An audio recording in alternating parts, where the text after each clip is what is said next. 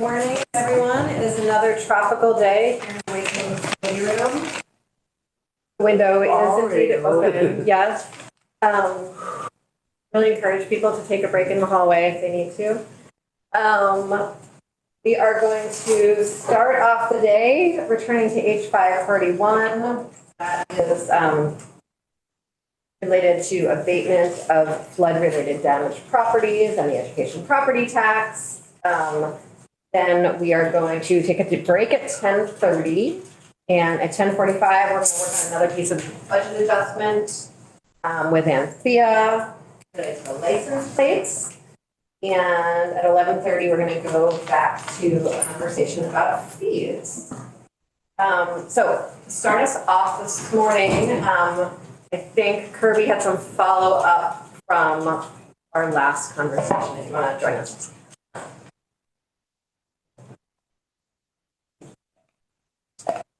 Good morning, everyone. Kirby Keaton, Legislative Counsel. So after the walkthrough, we had some questions about a scenario where a taxpayer maybe under 541 did not request abatement previously, and whether or not, even though that person may have paid taxes and didn't request abatement, would they be able to go back if this bill passed and request abatement? So I looked into that, and a person could do that.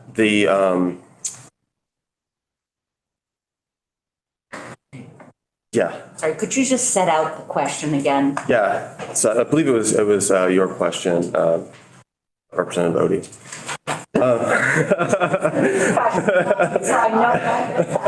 So yeah, we want to make sure that you're with us. Yeah, sorry. So you would ask, what if a tax, like, so under this bill, a municipality can be reimbursed for education tax when that tax was abated and all of the rules under the bill are followed, right? And you would ask, what happens when a taxpayer paid their education taxes, did not request abatement, but may have qualified? So under the law, a person could request abatement after paying their education taxes. And because it runs on the education tax fiscal year, which goes up until June 30th, the municipality could grant abatement up until, I think under the bill, it's up until April 15th. Bill says April 15th, but really they could do it up until June 30. To get the reimbursement would have to happen by April 15th. So really the person would have to request abatement before, because the abatement process would have to take place. And everything you're saying is also posted on our committee page. Yes, there's a memo. Yes. Representative Simpson. There's also, this focuses on the statewide ed fund contribution, but not the municipal contribution, but does require that the municipality have abated both, correct? What if the municipality has only done one, but once, if this bill passed, chose to reconsider? It could do that. It could do that under the bill. It could reconsider abatement. I thought you were going to ask about something, because there is a wrinkle, though. The wrinkle is that some municipalities have a fiscal year that ended on December 31st. So if a person who paid their taxes goes back to ask for abatement, I think it's clear into the law they could do that for the education tax, because of what I mentioned about the fiscal year. But the municipal fiscal year, if it's over, I'm not sure whether a municipality would grant municipal tax abatement at that point. So I think that would be a question for someone who knows more about the municipal fiscal years and what might be allowed there. But if it's the case that they wouldn't grant municipal abatement, that would mean that even if they abated the education tax at that point, they couldn't be reimbursed because the municipal was not abated. Any other questions? Thank you. Okay, thank you. Special. I'll be watching from my office if you need anything. Thank you.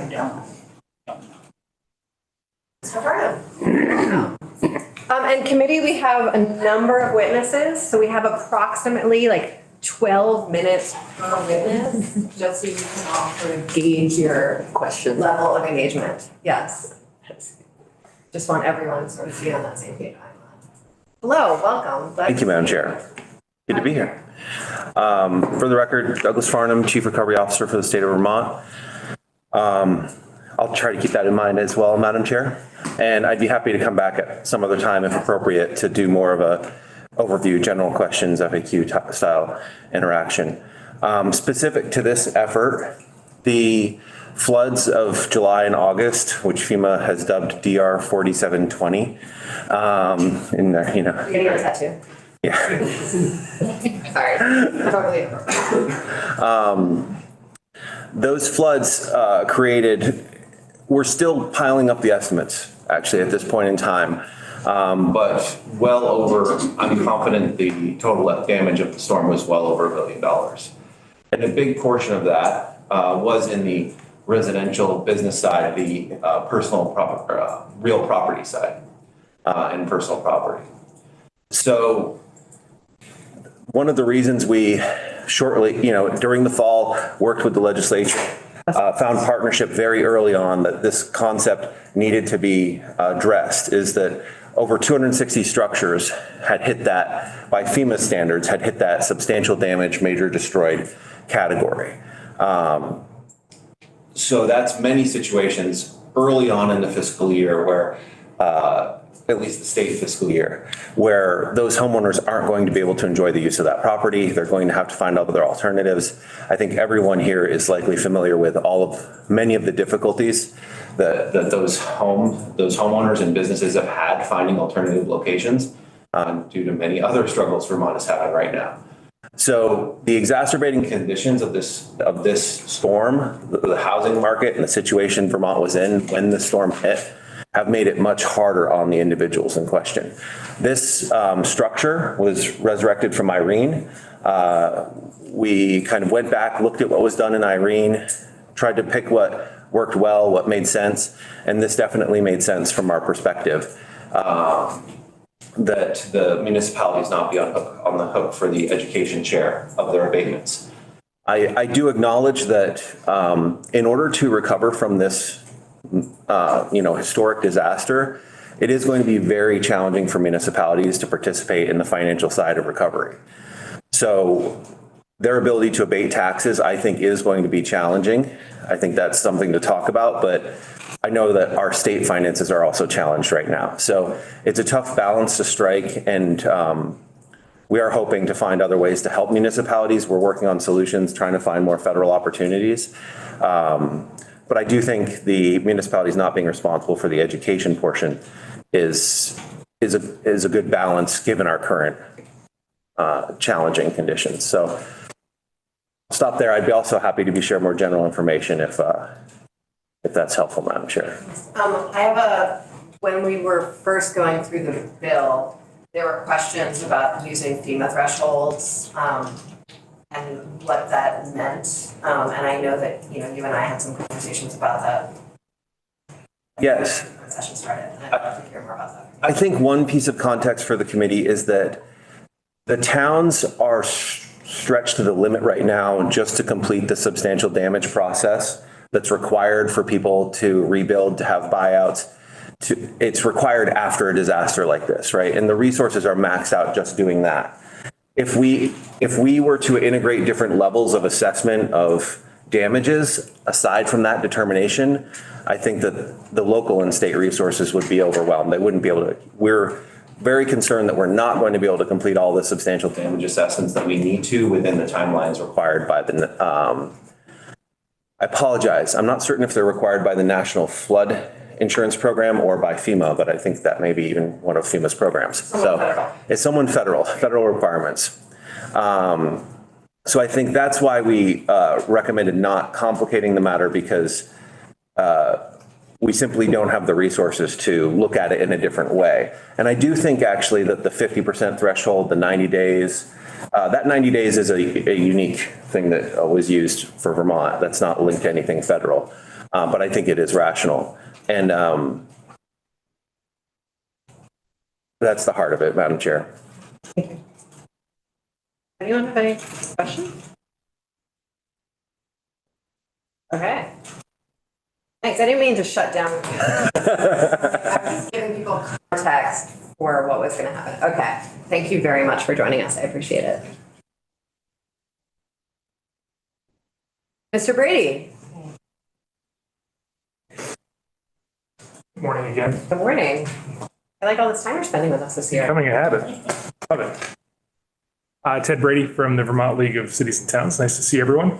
I'm also joined here by Susan Senning, who is a staff attorney for VLCT, works in our Municipal Assistance Center. She answers some of those 4,000 legal inquiries that our members make to us each year, and specifically has some experience counseling towns on the abatement process, putting together some of our abatement resources. So we'll probably be answering questions this morning if you have any. Real quick, the league firmly supports the intent of 541. It's part of our tax abatement relief as part of our kind of 5 keys to municipal recovery, along with helping us out with the local match requirement, helping us out with revenue replacement in those towns that had significant revenue losses due to the storms, additional funding for the Flood Resilient Communities Fund, and attention to emergency preparedness coordination. That means helping VEM and the RPCs help municipalities a little more aggressively in the future. They're the resource, and we support, basically the message is we support anything VEM and RPCs ask from you this year for help with emergencies.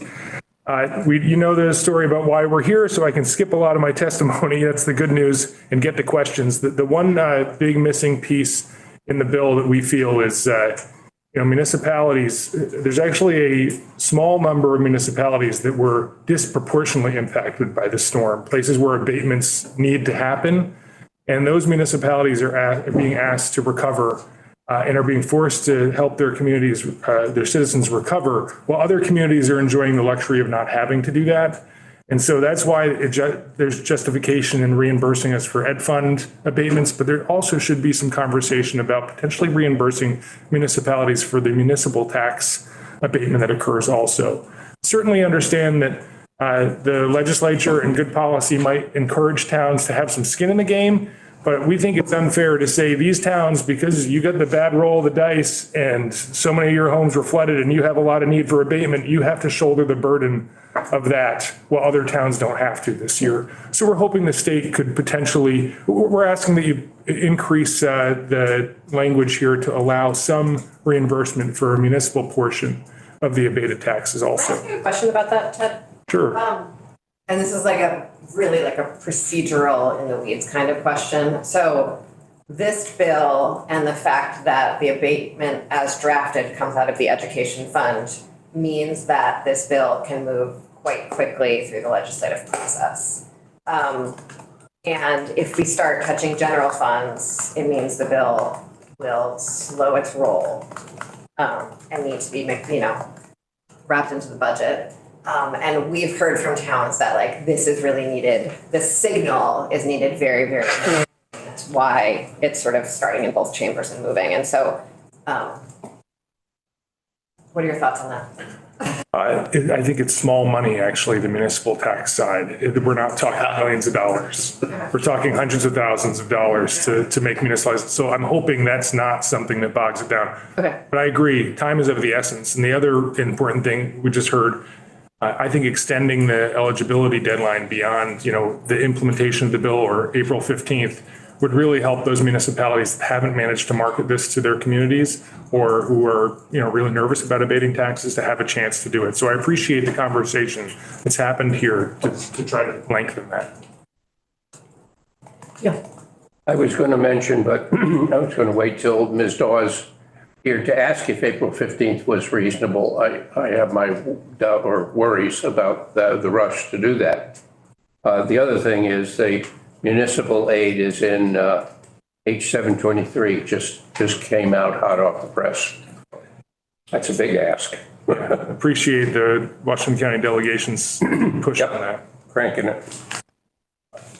Just one anecdote, I talked to the village, the town manager in Woodstock They haven't abated any taxes yet, but they have several properties that they've been trying to say, hey, you should come to us and ask for abatement. You're the prime candidate. And that's the type of person that, unfortunately, they need some time to get that person to say, okay, I need this help. I also just want, yeah. Do you have thoughts on how that would actually work, given sort of when towns are remitting payment to the ed fund and Sure. 100 years and ed fund years and budget years?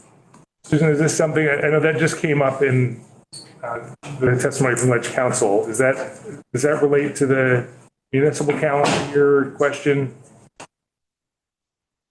Yeah, I gotta say, I don't know the mechanics of it, so I actually don't have a solution there. I'm just gonna let Ted finish his sentence. There, period.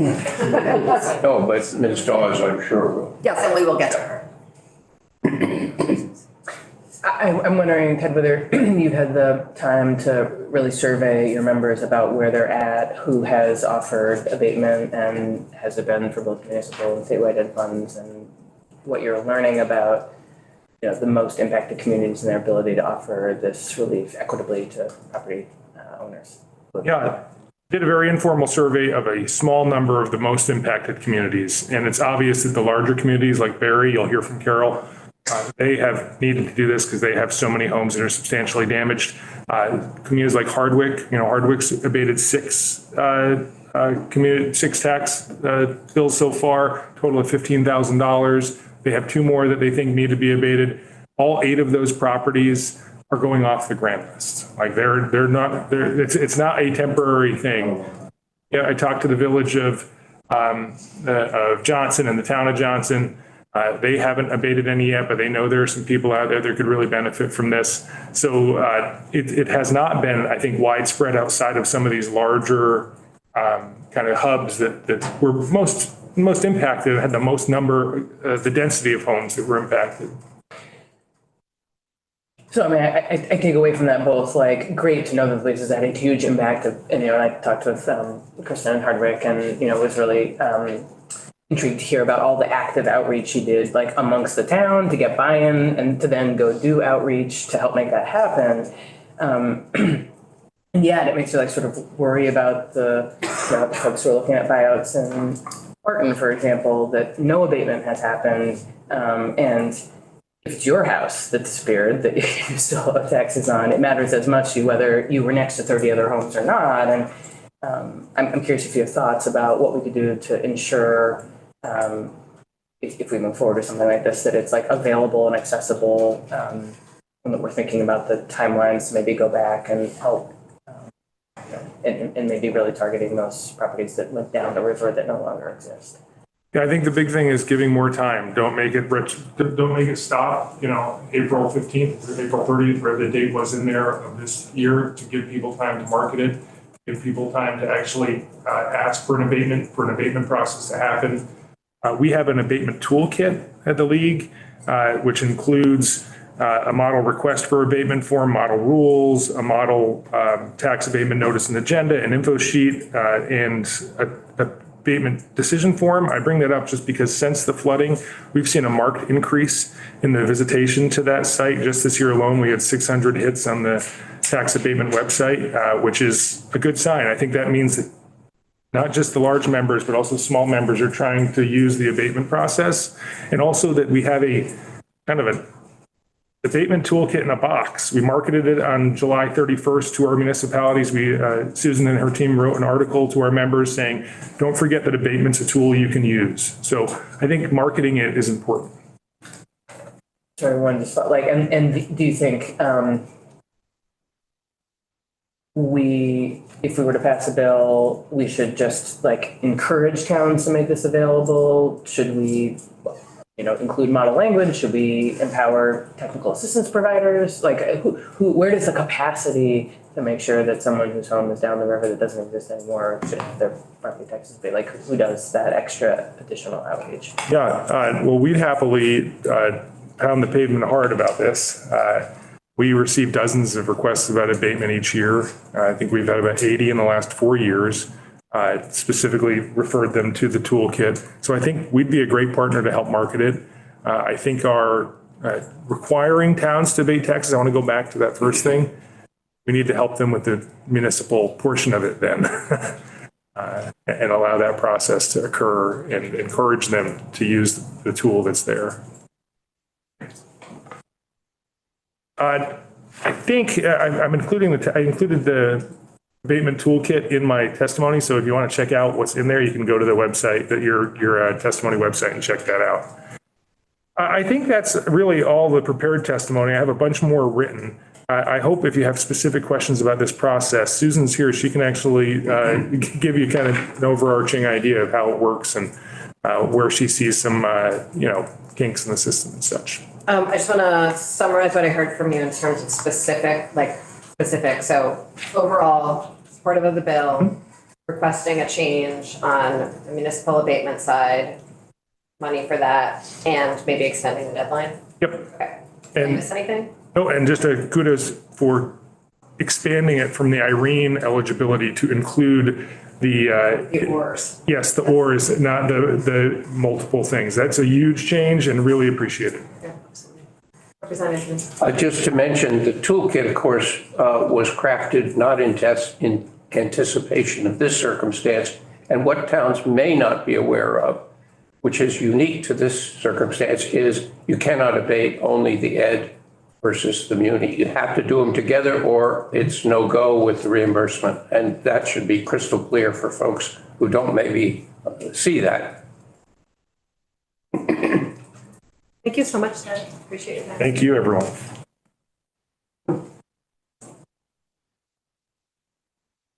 Ms. Dawes, hello, welcome. Glad to have you in. Happy New Year. Good morning. For the record, Carol Dawes, and I feel like I'm wearing two hats today. I'm the Barre City Clerk and Treasurer, and our community has been mentioned several times already this morning. We were heavily impacted by the flooding this past summer. I'm also co-chair of the Legislative Committee for the Municipal Clerk and Treasurers Association. So I am here in both capacities. I did send in my testimony, very short. We encourage the legislature to approve the bill and to implement as soon as possible to allow towns to know what the flood-related abatement impacts will be on our budgets. As has been mentioned, there are both municipal and education impacts, and municipalities are on the hook for the education taxes, whether we collect them or not. We have to make the schools whole by the end of June. Whether we have collected the money or not, we have to send it to the schools. And so that means that if we haven't collected it or have abated it, we're on the hook for that money regardless. I do want to just give you an example with regards to Barre City. We currently, we have about 350 properties that sustained varying degrees of damage, up to and including complete destruction.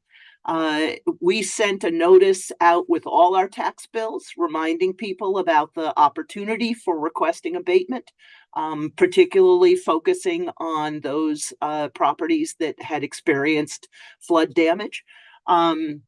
Surprisingly, we have only received 55 abatement requests to date, which is less than 20% of the number of properties that have been damaged.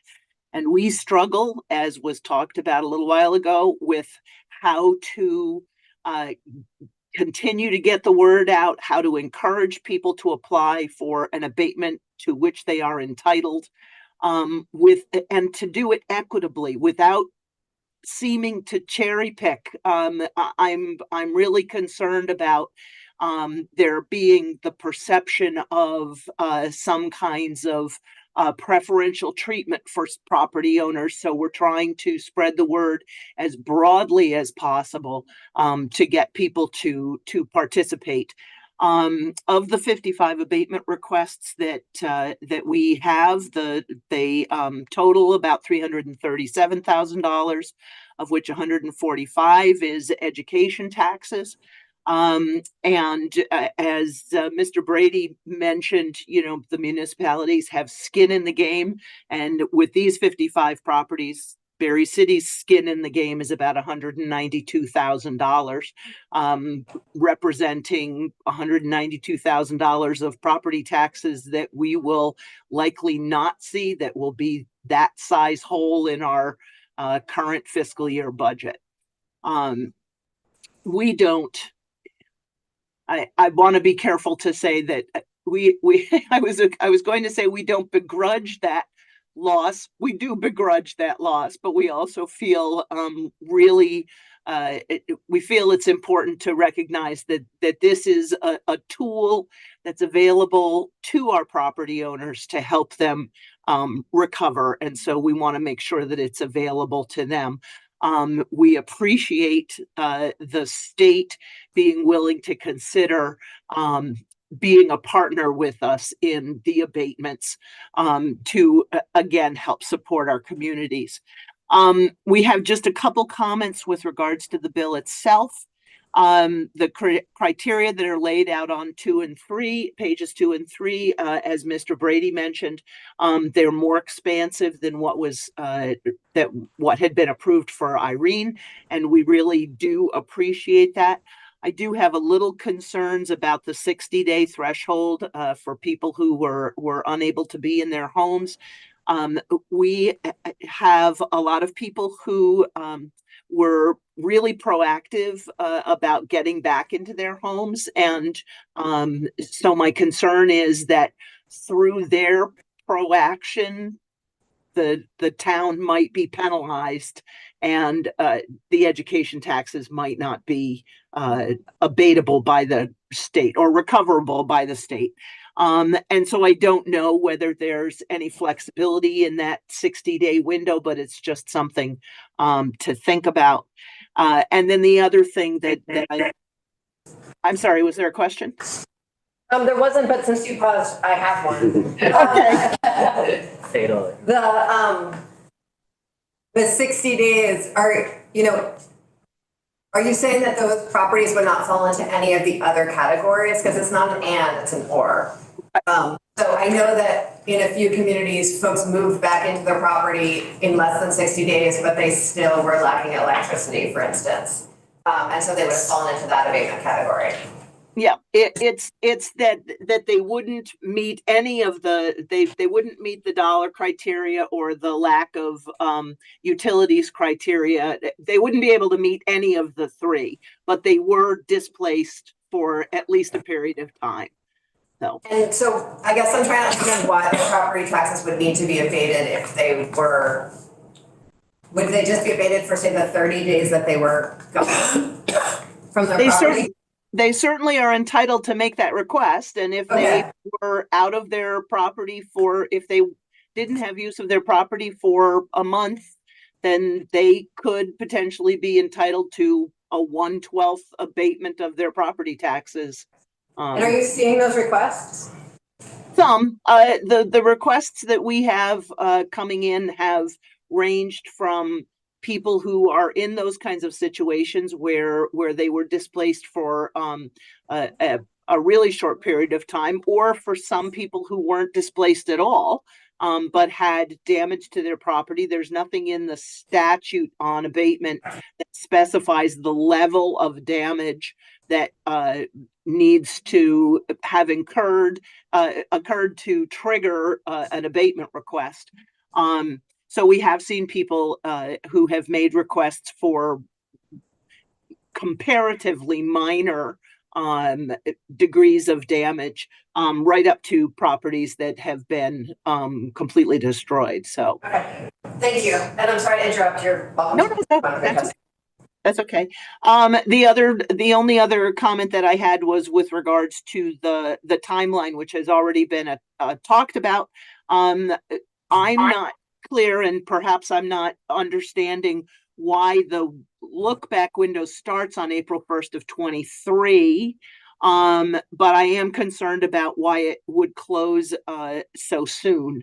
And I just, because there's nothing in statute that specifies that an abatement needs to be made by a particular date, we've actually had people under other circumstances come for abatement requests a year, 2 years, 3 years after an event has occurred, and that's perfectly legal. And so I'm a little concerned about the door closing too quickly. I think just for context for you, I think we are concerned about sort of unknown outstanding liabilities for the education fund, and we were trying to keep it within the annual cycle of the education fund. And that makes perfect sense. And so it would be our recommendation that if it was possible to stretch it out to the end of the state's fiscal year, to the end of June, that would at least give a little more time. So. Thank you. And the other thing is, Mr. Farnham talked about the financial burdens for towns and on the state. And I do just want to say that we are all in this together, and that it is going to take all levels of government to bring us through. And so as a representative of municipal government, I appreciate the state being willing to, wade into these waters with us. So I'm happy to answer any questions. Thank you. Any questions? No? I'm going to ask a question that Representative Sims asked our previous witness. How are you all, I know you're certainly a much larger community than some other communities that have experienced this, but how are you doing on capacity to manage all of these abatements? What kind of capacity are we talking about? Emotional? We're the biggest challenge that we're finding with them. Of the 55 I mentioned, we've addressed 5 of them. These were properties that were destroyed. And so they were, I hate to say it, but they were easy. They were a slam dunk. We knew what we were doing and how to address it. The biggest challenge we've had with the others is because of the fairly large number of requests, trying to create, and this is actually called out in the bill, trying to create a system of streamlining the process, but still respecting the process, and still giving everyone their right for a hearing. And so that's a challenge we continue to have. As far as capacity, you do what you got to do.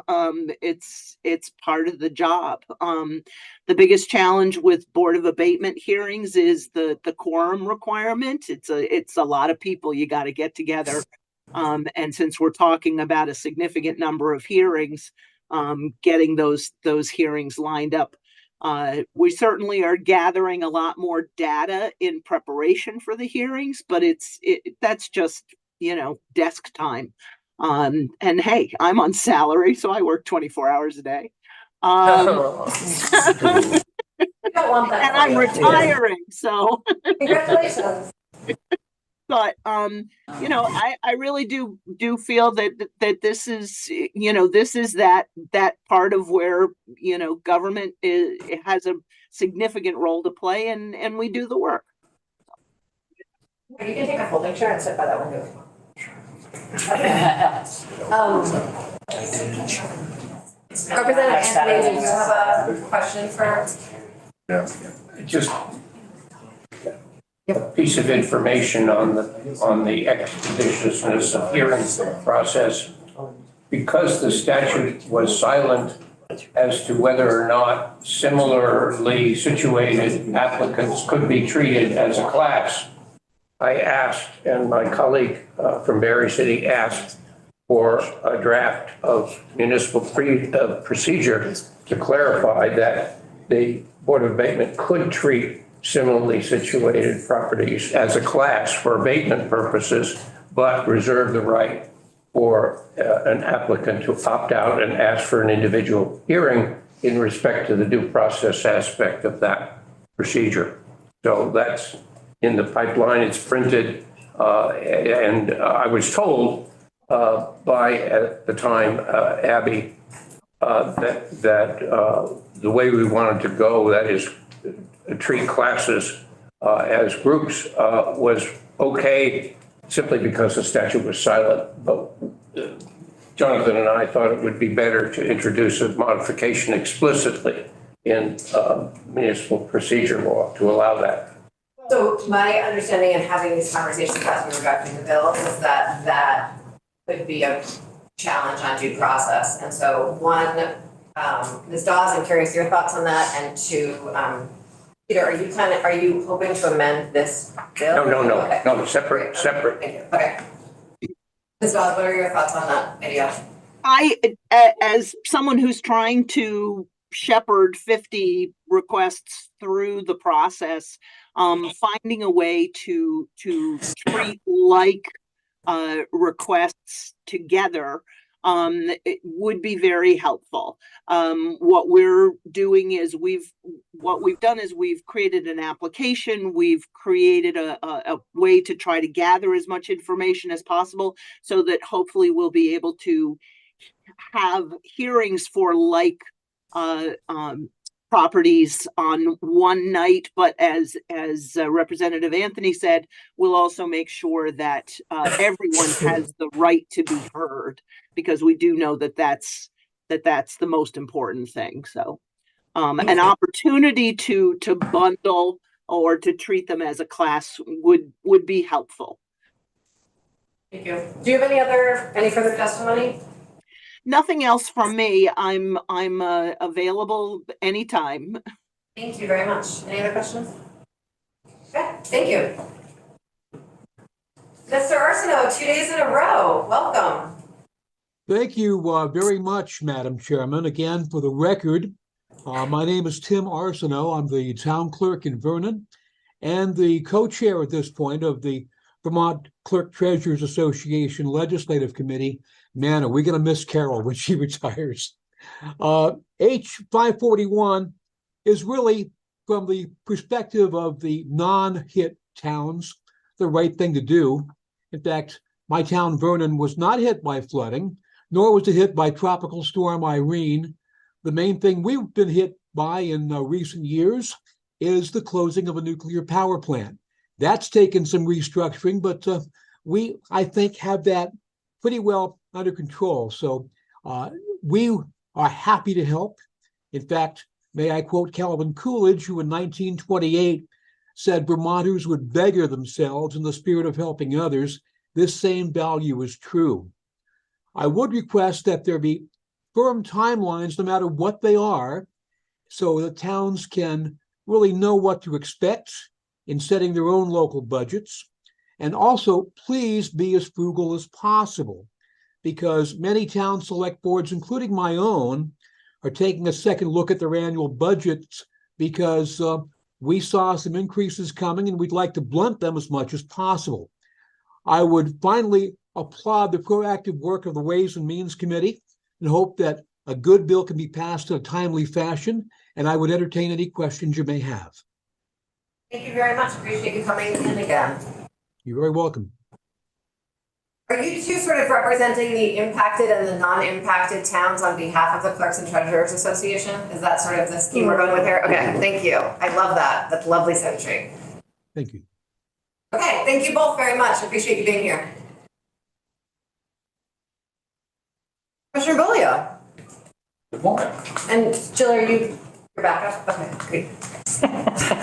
Nice to see you having you. Love to wave that off there. She's, again, here if you ask me something really tough. Craig Bolio, Tax Commissioner. Thanks for the opportunity to speak on this bill. We support. Thanks for having me in. Actually, every time, if you just want to. No, I mean, this is an issue we've been working on internally and with conversations with folks from municipal stakeholders and legislators over the summer and fall. Had conversations with a lot of the folks that you've heard from today. So very appreciative of this construct moving forward. As this committee very well knows, right, under existing law, the tax commissioner doesn't have a role to play in property tax abatements, nor does the tax commissioner have any authority to reimburse towns for education fund dollars that would be abated from property taxes. So that's really the problem that we're trying to solve here today. Towns have the authority to abate both the education and municipal taxes on properties. They could for flood damage properties, but the town would still be on the hook for those education fund dollars. So this offers an option for the tax department to reimburse towns or otherwise forgive those education fund dollars. I apologize, I wasn't able to hear all of the testimony before me, but I had heard some comments about just making ideas to make changes to either the criteria or the timelines. I don't have specific responses to that other than to say generally things that we would care about at the department are bright lines and not creating gray areas, right? Because we will want one application from towns. We're not going to want piecemeal applications from towns as they do each abatement. So we'll want one that's clear so that we can pay quickly and process quickly without a huge burden for either us or the towns. And I also would just say I appreciate the speed with which the committee's working on this. There's a second part of this bill, which is to exclude FEMA payments from household income for purposes of property tax credits. They're not taxable. But under current law, those are part of household income. And so the reason speed matters for us now is that you all know tax season is about to open. The IRS has actually announced it's January 29th. So if we're able to move this bill quickly, that will give us an opportunity to communicate with our software vendors who help Vermonters prepare tax returns so that they understand that that income does not have to be included. And we're not in a situation where somebody might have filed, incorrectly included it, and now has to amend or never learns that it actually wasn't includable if this law passes. So we appreciate that. Thank you for bringing that up. We have not talked about that part at all yet. I really appreciate you flagging it. Before we get into that, the April 15th question, that deadline, that bright line, I'm curious your thoughts. So is that the deadline to have applied to abate? Yes, which was essentially a deadline to apply. I mean, You don't have to, if you want to go back and think about this time. well, if Jill wants to tell me that what I'm about to say is crazy, okay, but I think our perspective is really, that's fair. Again, I think our perspective, like I've heard towns say, hey, we want to know what this is going to do for the impact of our budget. So again, the closer you get to the end of the fiscal year to allow that deadline, it's going to be harder for us to turn those around so quickly. So I don't have strong feelings to say, don't move it at all or absolutely move it. It's just, let's make sure that we're being thoughtful about that balance and providing folks enough time to get through the process to request an abatement if they're eligible for one, while also making sure the tax department can turn it around in a speedy enough time so that towns have the certainty that they're looking for. Thank you. Representative Bodine. Thank you. Hey, when we had an issue with, when we had to make a decision about. Unemployment? Yes. Yeah. At that time, it wasn't hurry to the January 29th, but it was to get the forms in the summer.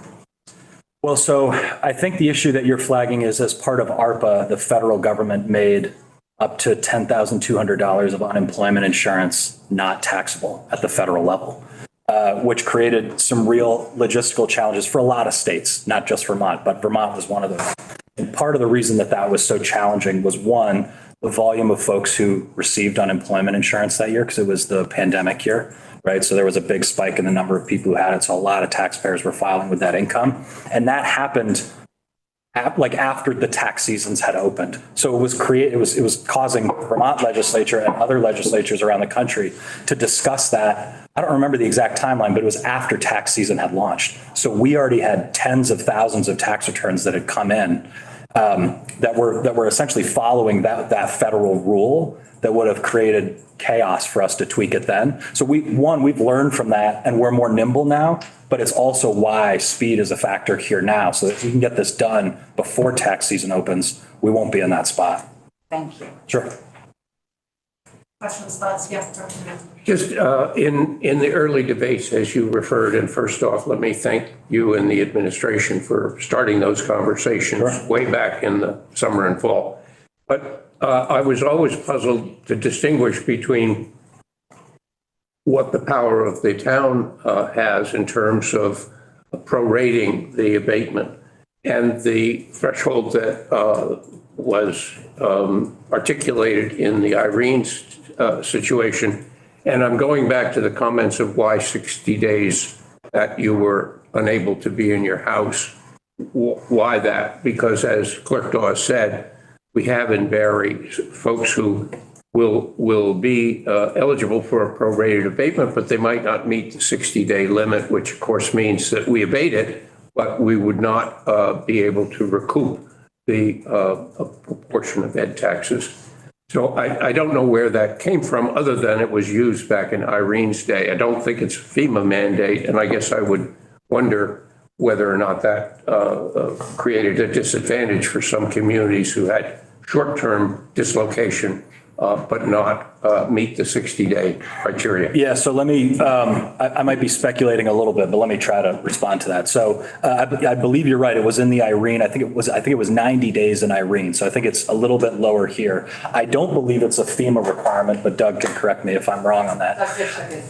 I expect where that's coming from, right, is again, making sure that us as the tax department can quickly and expeditiously process these, right? And making sure that we've got the ones that are most impactful, right? Because if you think about, if somebody was out for 2 weeks, for instance, right, the proration that you're talking about for an abatement is going to be pretty low at that point. So I think certainly the 90 days was used before. We would accept 60 days. At that point, you're talking about 1/6 of the property taxes, right? If you go down to 30, you're talking about 1/12. Less than that, you're talking about less than that. And so making sure that we get a reasonable number of those reimbursements so that we can process them quickly and get that money and certainty out to towns.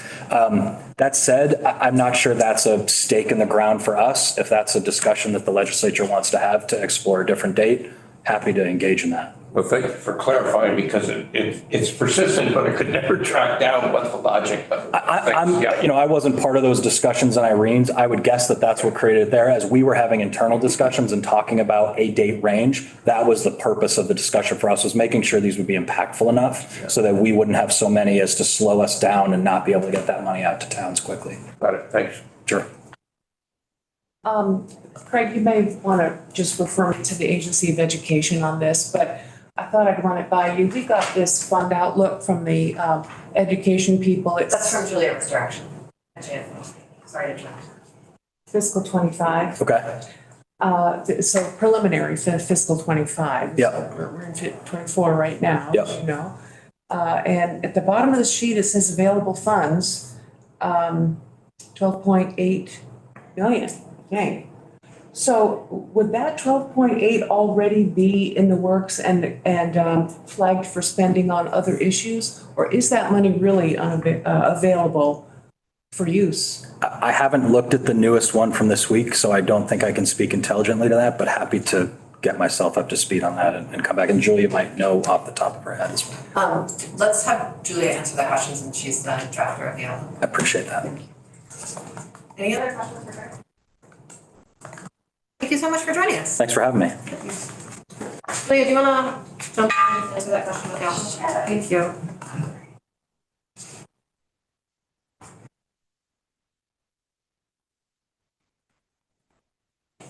Hello, Julia Richter, Joint Fiscal Office.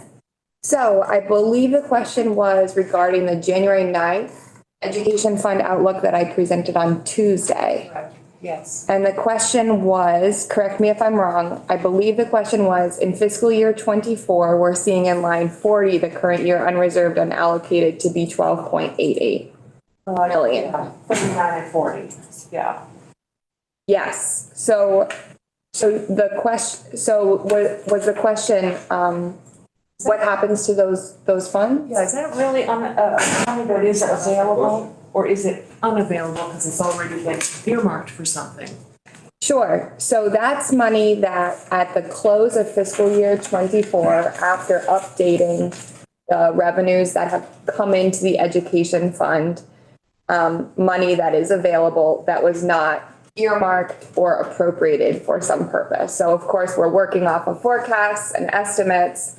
And so at the close of fiscal year 24, there's about 13 million sitting on the bottom line, so to speak. Okay. And then in this modeling, in those $12.9 million were used to uniformly lower property tax rates estimated for fiscal year 25. And you do the same thing on December 1st? Yes, exactly. So I followed the same construct of the December 1st letter. It is a policy decision, so I could be directed to put those funds towards something else. Okay, so could that something else be to pay for abatements? So that would mean towns that would normally dump money into the ed fund would be forgiven up to 12.9 million. Then they'd have to pay after that.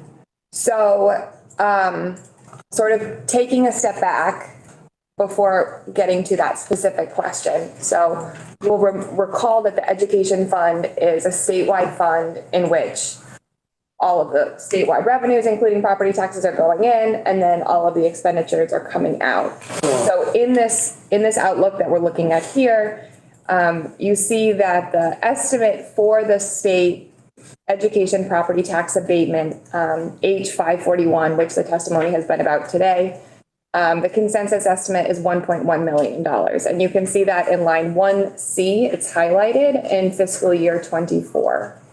So that has been included in the modeling, that those abatements are going to be statewide education property tax abatements are going to be covered in this modeling. Okay, I didn't see that. So they're already doing it.